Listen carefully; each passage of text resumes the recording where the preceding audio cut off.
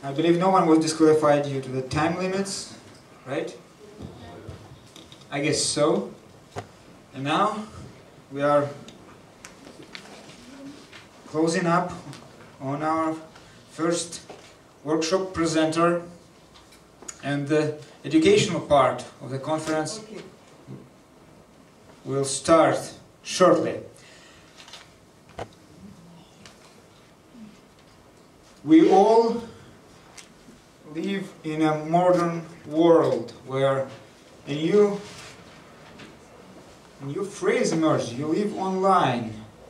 We all spend a lot of time on Facebook, Twitter, Instagram, and other social media. It became a part of our life. It might become a part of Toastmasters' life as well. A distinguished Toastmaster, a personal brand coach with a specific emphasis on assisting people to seamlessly connect their face-to-face and online communication spaces, is now going to present her workshop. Please help me welcome on the stage and in Moscow, Lorraine Taylor with the workshop Online Toastmasters, The New Frontier.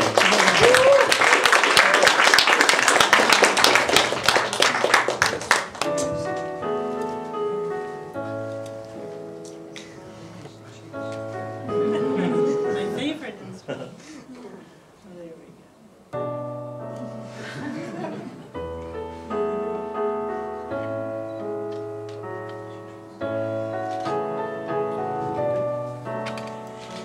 Good afternoon, Toastmasters here. It's wonderful to be here in Moscow. I never thought I would visit Russia when I was a little girl, and it's wonderful to be here, and I'm looking forward to visiting here and getting to know the Toastmasters here over this weekend. It's what I love about Toastmasters, as our keynote speaker said, is that we belong to a global community. And when I travel, I often visit Toastmasters clubs, and my club in Dubai and in New Zealand, we often get visitors that are coming by. Now, my club in New Zealand is in a small town. It is a tourist town, and during the summer, which is in December and in January, we don't have our Toastmasters meetings then, because it's a small club and people are off in their beach batches and on holiday. And so I always miss being able to be part of Toastmasters during our summers.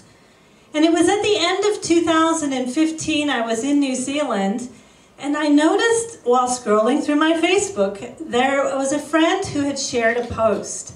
And the post was about an online Toastmasters. So I clicked on it, and that clicked me all the way to a community of people that were Toastmasters that were meeting online. Now, this was before Toastmasters had allowed Toastmasters clubs, and I had just found out about them. That was the beginning of my journey as an online Toastmaster. And so this morning, I want to share 5 different areas with you. The first will be the history of the online movement in Toastmasters. And the second will be to share with you some of the benefits of online Toastmasters. And then third, I'll be telling you about what it's like to be in an online Toastmasters meeting and what the future is, our horizon as online Toastmasters. And number 4, I will take you through the steps of how you, as all Toastmasters, can become a guest to any one of the online Toastmasters clubs that we have. And then 5th, I like to call it In Conversation, and that is a time for us to have comments or question and answer. So we will start now with the history of online clubs. They actually started about 10 years ago. So it was at the time when people were beginning to realize that our world was changing, and we were not just speaking face-to-face, but new communication channels were coming online. So in different parts of the world, there were Toastmasters that were thinking, I think we need to move into this. And over the 10 years, they had Toastmasters would present to the Board of Directors of Toastmasters International reasons why we need to online clubs. White papers were written, research was done. And finally, Toastmasters decided to roll out 2 phases of acknowledging the fact that, yes, we do have a new communication that we need to address. So phase 1 came along, and phase 1 was the virtual club. Now, a virtual club is one where let me back up. They then called all clubs brick and mortar clubs, meaning we are in a brick and mortar building. The phase 1 clubs would acknowledge virtual clubs. Now, a virtual club means we still meet in a brick and mortar building, but we have a screen, and on the screen we have virtual attendees coming in on Google Hangout, on Skype, or anything. And this was modeling and paralleling what was happening in the world, particularly our corporate world, where we were having meetings and not everybody could be in the room, and so people would come in from outside through virtual means. And then they decided the phase 2 would be to officially recognize then online clubs. Now, it was at the end, I found this club at the end of 2015, and in 2016, let's see here. There we go. And then in 2016, we had, the buzz was going because we all felt that they were going to accept these clubs. At the time, there were 2 clubs in operation, not officially. That was Netizens and Firebirds. And in March of 2016, just over a year ago, Toastmasters International acknowledged online clubs, and Netizens and Firebirds both chartered in March of last year. I was the secretary at the time, and it's not so easy getting signatures and getting membership forms done when everybody's in all over the world. So around and around and around the world it went. We made the mistake on the first one, so back around again for the signatures. And then we became chartered, and then challenges came. You see, no one's ever done this before. But in Toastmasters, we learn by doing. So we all learn together by doing. How are we going to figure this out? Immediate challenges came. How do we get a bank account? Where do we get our bank account? How do we pay? How much do we charge? And those things we began to figure out. I was then able to, I was offered the opportunity to run our charter meeting. And our charter meeting happened, and they asked me to find a keynote speaker. And then I realized how amazing online Toastmasters was, because I could pick anybody. So I chose to pick the international president. And so Jim Kakachi came and gave us a 20-minute presentation for our charter meeting, and I was so excited about that. And then as we continued to go on, we had Vibrant Toastmasters there, and Firebirds ended up supporting the chartering of 3 more clubs in the last year. Our first one was Witty Storytellers, and the second one was the Great White North Toastmasters, and then we have Toastmasters Without Borders, and we have a 4th club on the horizon, which is a club, both Witty and Firebirds are advanced club, and Witty and Firebirds have got together to charter a club for new Toastmasters called Witty Birds. So that's coming on the horizon soon. So that was the beginning and the history of our clubs. And so now the question comes in, well, why would anybody want to be part of an online club? And when we look at those, we can think of 3 different aspects. We can think of communication and leadership, and also just the international aspect. So from the communication aspect, what kind of benefits do you get? Well, our world is moving into virtual communication. Many people are expanding their businesses to have corporate meetings I know a friend of mine works for the Jumeirah chain in Dubai, and 70% of their training now is online, and almost 100% of their meetings are online in a virtual space, an online space. So as Toastmasters, we get to have that experience. We know by the year 2020, we're looking at 70 to 80% of our communication is going to be through video. We have live video, we have YouTube, and this, all of this is helping us to communicate. Does it mean that it's not important anymore to have the face-to-face? No. It means as a people, we are expanding the way that we can communicate.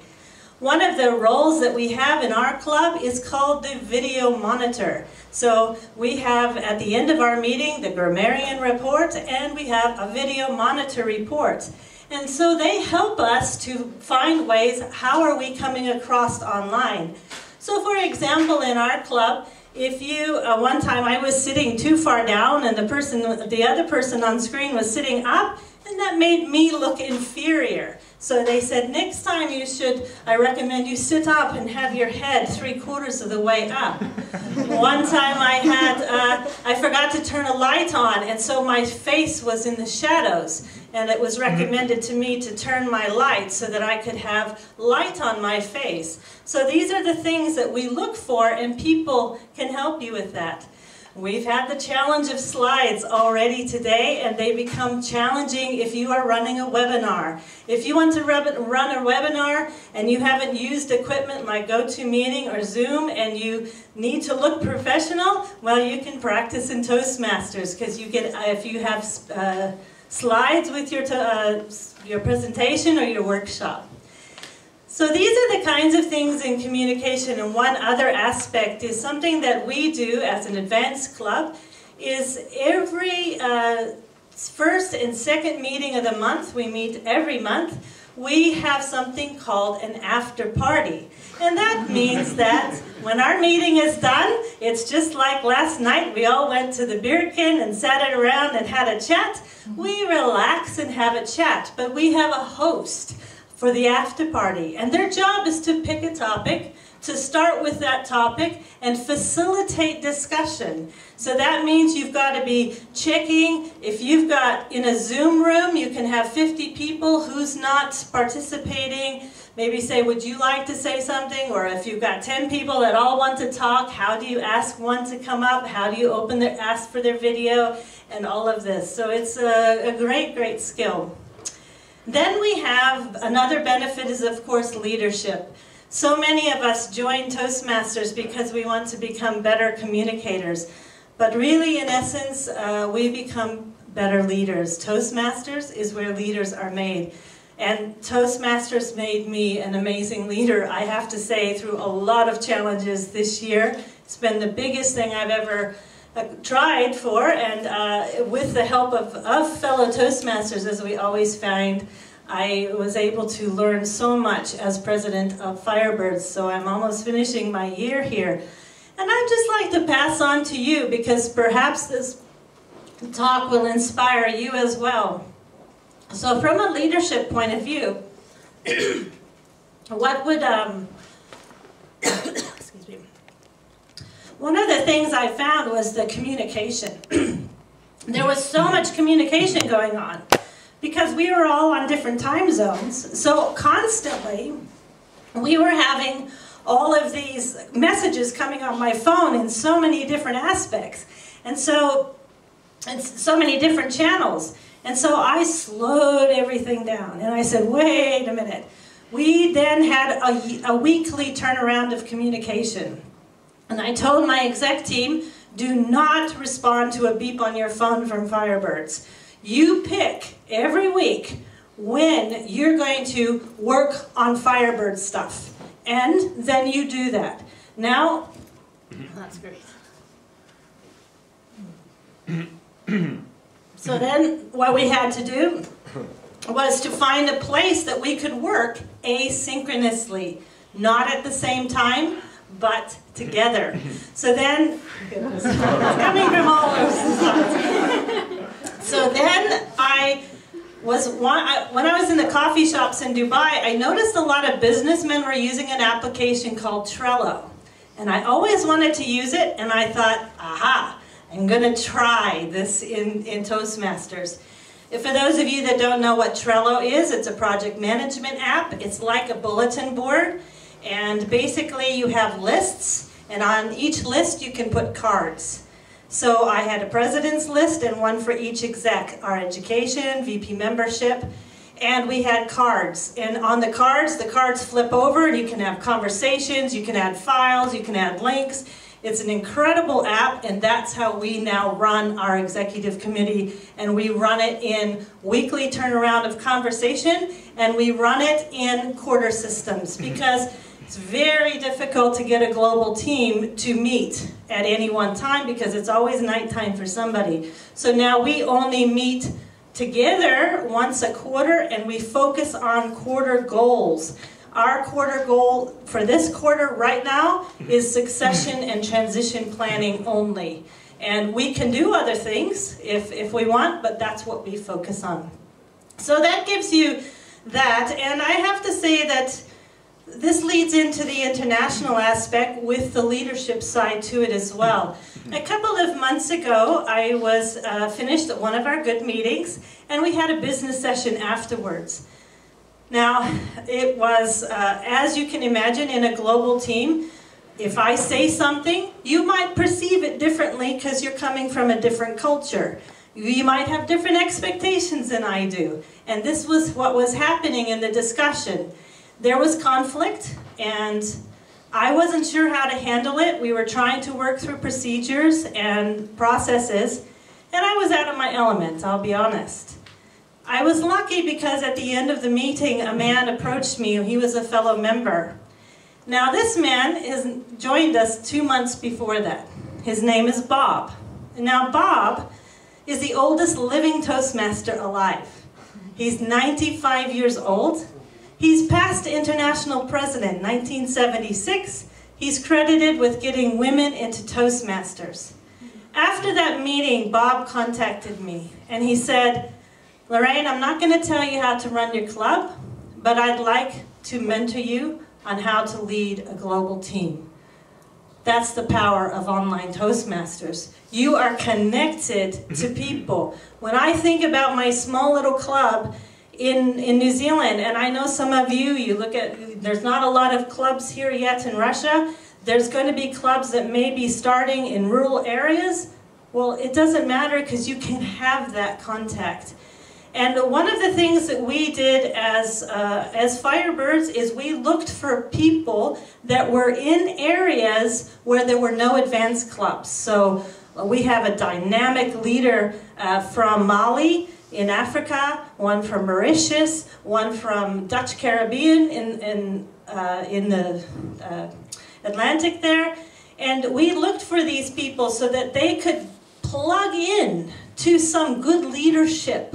And that's the opportunity that you have. So if we then move on, we can look at, so what are online clubs look like today, and what's on the horizon for tomorrow?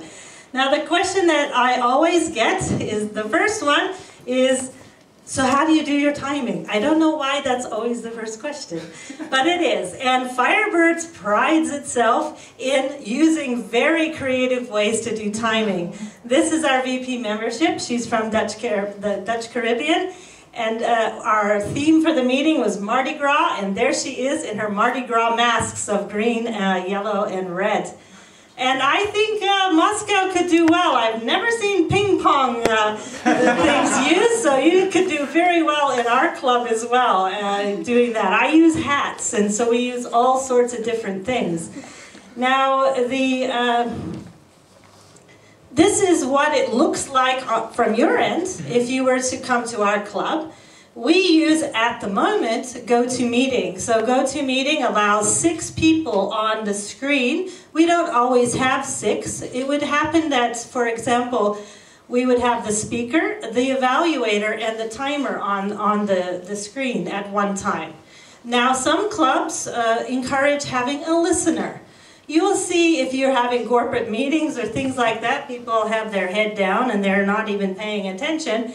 And that's not very good communication, is it? And it gives an impression of who we are. So we encourage, and the video monitor watches, that if we are on screen, we are either speaking or listening, but we are effectively communicating on that video. So that's very important.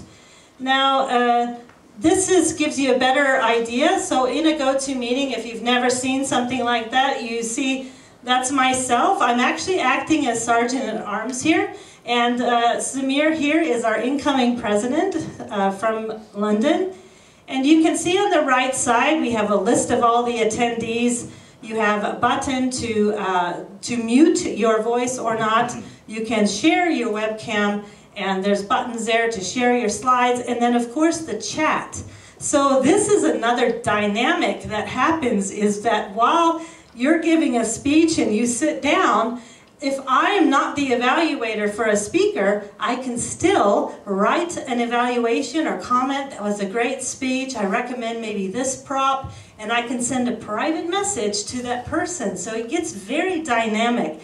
And we use word of the day, and we challenge everyone to use the word of the day in the chat as well. So that gets pretty busy during the week, during the meeting. So here I am the Sergeant-at-Arms. So let's say you were to come to visit our club. You would come in at a half an hour before the start of the meeting. And at the half an hour before the start, you would see a Sergeant-at-Arms, and they would say, okay, can you share your webcam? Can you test your voice? If you're speaking, if maybe you'd be a guest speaker. Maybe our keynote will visit our Firebirds. I would love to see that. That was a fantastic description. You can come in, test your slides, everything, and then give an educational or whatever you like to do. For example, 2 months ago, I kind of virtually just went over to Canada and gave an educational at a university club called Royal Roads. So you have access to just visit around the world and do educationals or speeches or whatever you'd like to do. Now this is Zoom, and to let you know, this is the product of choice at the moment that's coming on the market. It's been on the market for a while.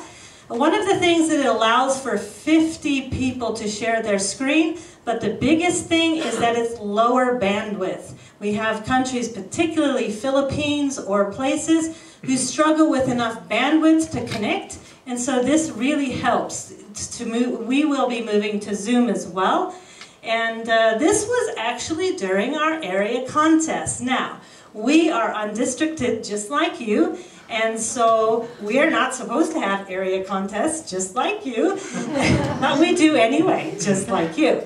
So the lady up in the top left there is Mathilde Fischer. She's from Germany, a member, and she was doing her high performance leadership project to see if she could organize an online area contest, and she did. It was fantastic. And we had 7 clubs participating in the online contest, and together, again, learning as you go. There was a guy, a Toastmaster in Canada, and he came up with the idea of how to use Google Forms for the judges' forms, so that the judges would fill out the Google form and have their signatures, and then it would go to the chief judge. I was a contestant in this one, and so I didn't get to know all of the background to what happens, but I know our organizers to this contest would know there's a lot of background things that happen, but then a lot of shared learning as well, and that's why we're here. So what's on the horizon for Toastmasters that's going to be coming on? I'd just like to share this slide. And this was last month, and this was in the District 85 conference. This is, I believe, the first time this has ever happened. And Mathilde and I came in as a virtual workshop. So we came in, I was in Dubai, she was in a different part of Germany, and we came in, there was an audience as well, and she presented on online Toastmasters, and she interviewed me as the president, and then we had question and answer, and the lady there was facilitating all of that. So that's the benefit. Any one of your clubs can become virtual, and that means that you can set up a Skype or anything I am chartering a virtual club in Dubai for ladies. I will always enjoy having any of you to come in virtually and to give presentations for us at any time.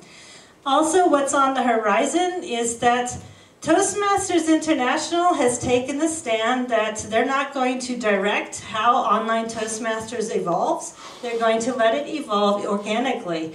And that's what's happening, and what we're finding is that the online clubs are now beginning to form. We have an online alliance, and that is beginning to take shape. Of course, we have to work with lots of personalities and ideas, so it's slowly coming along. And there's issues about whether we'll stay undistricted or become districted, and all of that is I can ask you later, or talk to you later if you're interested in all that. There's a lot there. So how would you go about visiting an online club? Now, the easiest way that you'll never forget is this way. Just go to the Toastmasters International website. And once you get there, click on that big yellow button that says Find a Club.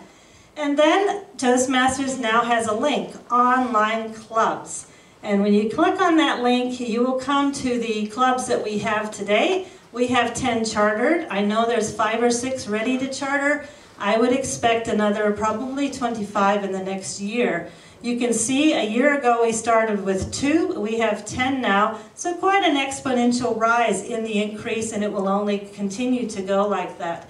So it means as a Toastmaster, you can visit any one of those clubs. You are more than welcome. And if you, except for the corporate clubs, they are closed clubs. So you would just, for example, click on Firebirds Collective. Now many clubs use EasySpeak, so you'll come to an EasySpeak page. You'll have to sign in for that, and you will be kind of guided. You'll see, oh, I can sign in as guest. Oh, here's the meeting. I want to go to that date, and then you'll find the time in your time zone. You'll find the link to go to meeting, and it's all there. You kind of look around the page and you figure that out. But I would encourage you that if you are interested in any of the clubs, all of them have Facebook pages or Facebook groups, and that would be the best thing. So if you're interested in us, just go on Facebook and find our page, and then you can communicate with us that way. And any problems at the end, oftentimes right before a meeting, I'm like just checking everything out and testing and helping people through. So that is online clubs. It's exciting. I'm so glad that I think it's a very exciting time to be in Toastmasters.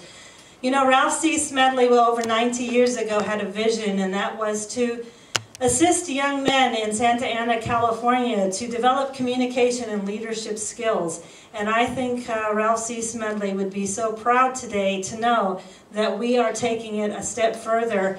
And Toastmasters will continue, I believe, to be the leaders in communication and leadership excellence by embracing not only our face-to-face, but our online. So now I like to say in conversation as opposed to question and answer. So if you have questions or comments, we have until, and our organizer here will tell us that our time is up, or our ping pong paddle will come up. Yes, question. Okay, thank you so much for this workshop. I really liked it a lot, and I think that for our Russian Toastmaster community, this is a very new field. For example, I personally been in Toastmaster for 4 years, have never participated in online club, and I would like. And my question is, how did you manage to find people for an online club, taking into consideration that they are from all over the world? You were talking about advanced speakers who didn't have advanced clubs in their own country, but how did that process, how was the process of trying to find a member? Okay, very good question. So the question is, how did we find enough members around? Well, we were, basically our VP membership started stalking everybody in Toastmasters International and was checking out the Toastmasters and finding where clubs were that didn't have, and then finding the club and then finding who was the president and then contacting them and say, would you like to participate? Also, there's now happening, a lot of things are going out on Facebook. It's going to continue. I post every week about that. We chartered with 40. And many other clubs are sitting at around 12 or 20, but it's you can start with by joining in. You can, yeah, it's a matter of just finding people. And I'd like to say that the one thing about starting a club that is the thinking different. It's not based on geography anymore. It's based on common interest. That's why we have a storyteller club now. It's only stories they tell. And when I tell people this, they go, oh my gosh, we can have a club for cancer patients. We could have a club for people that like to run. We could have a club for moms who can't get out and are, you know, at home stuck with their children. So you can find people within an interest group through normal ways that you do anyway, and then say, let's get together and start a club. Good question. Another one? I also had another question. Sure. Go ahead. Actually, the question is, you're trying to find people all over the world, but we are living in different countries. We have different zones of hours. I don't know how it's called in English. Yeah, all right. So how do you manage your time management Okay. in this case? Yes. Thank you. So the time zone issue is a good question. So Firebirds Club is very unique in that we service the entire globe, and we do that by meeting every week, and every other week we meet either for East or West-based time zone. But you will find all of those clubs, like I would love to visit online presenters, but it's at 2:30 in the morning in Dubai. So when I'm in New Zealand, I'll visit them, but if I'm in Dubai, I won't. So you will find that clubs are coming up and they're based in different times, and you just basically find one that will suit you, and that's the best way. Yeah. Yes? Thanks for presentation, Lorraine, and welcome to Moscow. From the operational standpoint, can you briefly elaborate on how you managed to get the ball rolling on getting new members, processing the paperwork, and so on and so forth? Because to my understanding, it becomes virtually impossible with a geographically spread community, even with physical clubs, but with online community, when we are talking about people in different time zones and different areas from their ability to send and receive correspondence standpoint and so on. So how does it work? Okay, that's a good question. So how is the logistics of actually getting members and members payment and that kind of thing? We've actually got down a system that's pretty good. We've opened a bank account through a member that was able to open one in the US. And we are able to use that, and we set up a PayPal, so I just pay through PayPal. And we have a couple of members that cannot pay through PayPal, so I will now tell you that on one of the proposals that is coming up at the International Convention is a proposal to allow members to be able to pay directly to Toastmasters International. This would greatly benefit us as undistricted clubs and Toastmasters. Each club has an opportunity to say, I'm going to choose what I want where my vote goes for that proposal. I'm working closely on Victoria Ferrera's campaign. As ID, she is very much promoting undistricted and clubs, and we are willing to take anybody's to vote for that, so that's something there. But that is a struggle, and that's something that the IDs that are campaigning at the moment are going to have to deal with, because we have people in Bangladesh, we have people everywhere struggling to pay. So that's a growing pain at the moment for Toastmasters International. But we have it down pretty well. We ask you to be a CC. You come in, we ask you to visit twice to our club. You've done, VP membership handles it, sends out the application, they sign it, sends it to the treasurer, treasurer goes, okays it, and it just works just like that. So we have it all on PDF and easy to do. So again, we're all learning, so that's the benefit. We often have people that are in more than one club or visit clubs, so we're learning from each other. I like what you said as well, but because in your keynote, it's about what we learn outside, isn't it? It's learning skills here for outside, and these are great skills to figure out how to do these things. how we move payments around, how we move membership type things for nonprofits or for business organizations. I think we'll take one more question, and then I'm here all weekend. It's one of my favorite topics. Please ask me. But we'll take the last question, then break for our lunch. Thank you very much. I'm just a guest from Germany, and I'm here for the first time. And I like your speech very much, and thank you for that. And I took some very interesting points in it. But I just wanted to ask one more crucial aspect, I think. One thing we use by communicating online in all different kinds of fields, we use the service of global companies like Google, like Facebook, like Amazon, whatever. And we leave our traces in these companies, and they don't get money from us, but they take our data. And they sell it. And they sell it for advertisement, and they sell it to whatever. I mean, we are in Russia, and we know who also want our data. And you communicate with people from all over the world, and they live in countries which aren't maybe as free as New Zealand is. And so, what about that? What about this aspect? I would be interested in your opinion. Thank you very much.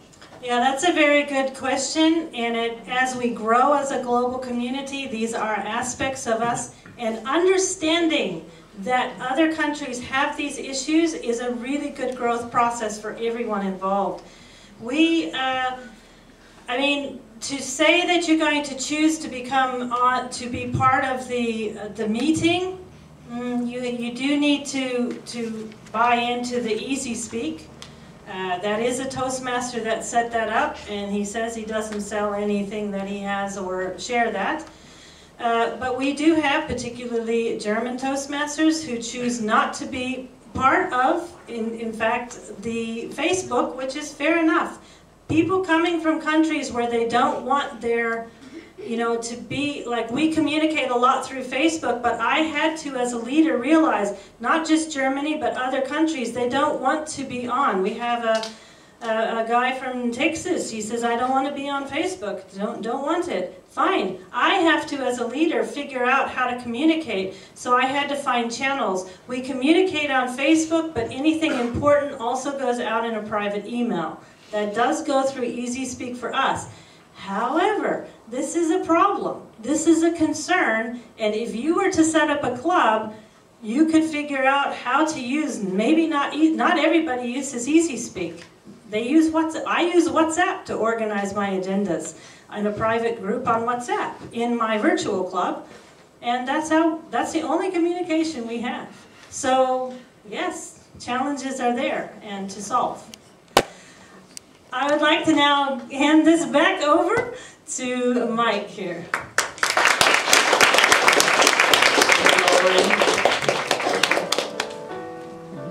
And some Conf music to introduce you to good news. We have lunch served outside, and there will be a 45 minutes break, and I'm looking forward to see you all soon. Please enjoy the meal, and till the next time.